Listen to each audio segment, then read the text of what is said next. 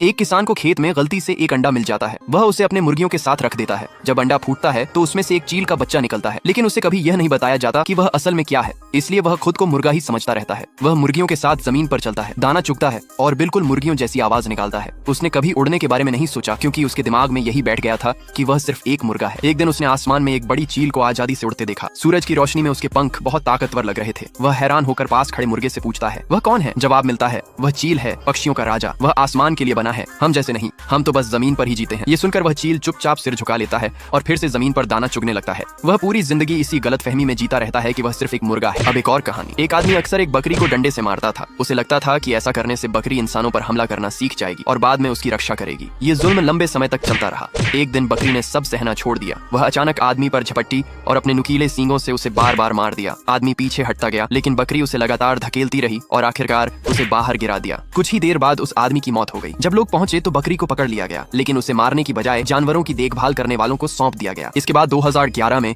एक चीनी वैज्ञानिक ने एक चूहे का सिर दूसरे चूहे के शरीर पर प्रत्यारोपित किया। सर्जरी के बाद वह चूहा जिंदा रहा और उसे होश भी आया। लगाया गया सिर कुछ हद तक शरीर को महसूस कर पा रहा था। पानी देने पर वह पीने की कोशिश करता था, लेकिन नसों का सही जुड़ाव न होने की वजह से शरीर पूरी तरह काम नहीं कर पाया। तकनीकी रूप से यह प्रयोग सफल माना गया, लेकिन वह चूहा सिर्फ कुछ ही घंटों तक जीवित रह सका।